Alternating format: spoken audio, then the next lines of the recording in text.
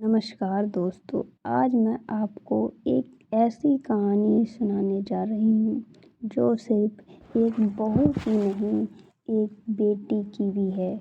जो सिर्फ एक सास के सपनों की नहीं, एक माँ के दिल की भी है। एक ऐसी बहू जिसने अपनी सास के अधूरे अरमानों को अपना बना लिया। कहानी का नाम है अधूरी इच्छा पूरी करने वाली बहू। बिमला देवी, उम्र 65 वर्ष, दिल से पूजा पाठ में रमी हुई एक सरल गृहिणी। पति को गुजरे हुए कई वर्ष हो चुके थे और बस एक बेटा मुनीश और उसकी पत्नी राधिका। बिमला देवी की एक साधारण सी इच्छा थी, एक बार 4 धाम की यात्रा कर लूं। बद्रीनाथ, केदारनाथ, गंगोत्री और यमुनोत्री। पर समय, शरीर और परिस्थितियों जैसे उन्हें रोक रही थीं। हर सुबह पूजा के बाद जब वो तुलसी में जल देती तो उनकी आंखें अक्सर मंदिर की घंटियों से आगे कहीं खो जाती। एक दिन पूजा के बाद उन्होंने अपनी बहू राधिका से कहा, बिटिया, एक सपना मेरा था मेरे 4 धाम जाने का, लेकिन लगता है अब यह सपना ही रह जाएगा। राधिका मुस्कुराई और लेकिन कुछ नहीं बोली।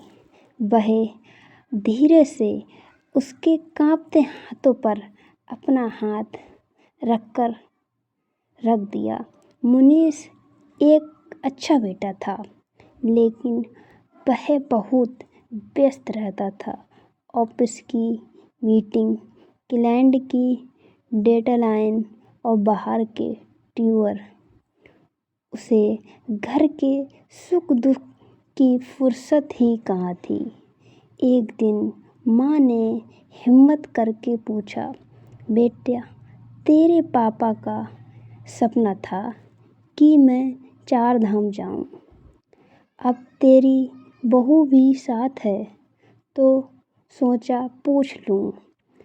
मुनीश ने सर झुकाए मोबाइल से नजर हटाए बिना ही कहा, माँ, अभी मीटिंग है, बाद में बात करता हूँ।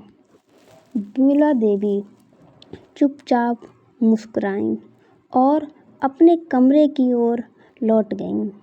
राधिका 28 साल की, सौम्य, समझदार और बेहद संवेदनशील, शुरुआत से ही सास को माँ जैसा सम्मान देती थी। वो जानती थी कि माँ की वो अधूरी इच्छा सिर्फ एक यात्रा नहीं, वो उनके जीवन की अंतिम चाह है। राधिका ने मन ही मन ठान लिया, अगर बेटा समय नहीं दे सकता तो क्या बहू होकर मैं बेटी नहीं बन सकती। उस रात जब सब सो गए, राधिका लैपटॉप खोलती और 4 धाम की पूरी योजना बनाई। ट्रेन की टिकट, होटल की बुकिंग, व्हीलचेयर की व्यवस्था, डॉक्टर से मेडिकल परमिशन। राधिका ने एक एक चीज खुद देखी। उसने मनीष से कुछ नहीं कहा, क्योंकि वो जानती थी कि माँ के चेहरे पर जो खुशी होगी वो किसी वैश्य से कहीं ज़्यादा कीमती होगी। वो हर शाम माँ के पैर में तेल लगाते हुए बस एक ही सोचती, अब इस बार मैं केवल पूजा में नहीं, भगवान के द्वार तक खुद जाऊंगी। एक दिन सुबह बिमला देवी को राधिका ने बुलाया। हाथ में एक फोल्डर था और चेहरे पर चमक। माँ जी, जल्दी से तैयार हो जाओ, हम दोनों 4 धाम जा रहे हैं। बिमला देवी के हाथ कँपकँपाने लगे आंखों में आंसू, शब्द रुक गए। सोचा मैं सच में, तू भी? राधिका मुस्कुराकर बोली, हाँ माँ, इस बार आपका सपना अधूरा नहीं रहेगा। ट्रेन की टिकट, वो स्टेशन का हलचल, माँ की आंखों की चमक, राधिका के लिए यह किसी तीर्थ से कम नहीं था। हर स्टेशन पर माँ जैसे बच्ची बन जाती।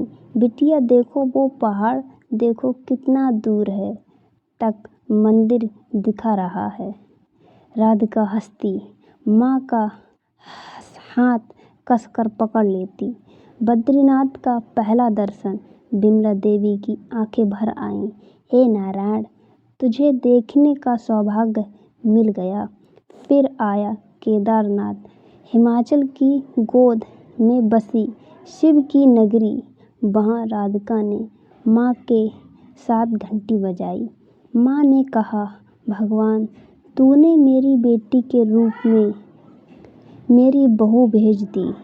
गंगोत्री और यमुनोत्री, हर तीर्थ पर माँ ने हाथ जोड़कर सिर्फ एक प्रार्थना की, हे प्रभु, मेरी बहू को हमेशा खुश रखना, क्योंकि वो ही मेरी सच्ची बेटी है। घर लौटते समय विमला देवी का चेहरा दमक रहा था। बीमारी शरीर से जैसे नए जीवन भर गया हो। रात को राधिका के हाथ थमकर उन्होंने कहा, राधिका, मुझे नहीं पता था कि तू मेरी बहू नहीं, बेटी है।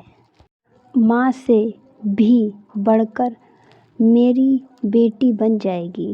राधिका मुस्कुराकर बोली, और आप मेरे लिए सास नहीं, माँ हैं। हमेशा से कुछ रिश्ते खून के नहीं होते, वो भावनाओं, समझ और समर्पण से बनते हैं। अगर हर घर में एक राधिका हो तो हर घर में माँ की आंखों में आंसू नहीं आएंगे, सपनों की चमक होगी। कभी कभी अपने सपनों से ज़्यादा अपनों के सपनों को पूरा करना जिंदगी की सबसे बड़ी पूजा बन जाती है। जहाँ रिश्ते खून से नहीं, भावनाओं से जुड़े होते हैं, वहाँ घर मंदिर बन जाता है। राधिका सिर्फ बहू नहीं थी, वो एक संतान थी उस माँ की, जिसके जीवन का अधूरा सपना पूरा हुआ। अगर हर घर में एक राधिका हो तो हर घर में माँ के चेहरे पर मुस्कान लौट आएगी। फिर मिलेंगे एक और नई कहानी के साथ, तब तक नमस्कार।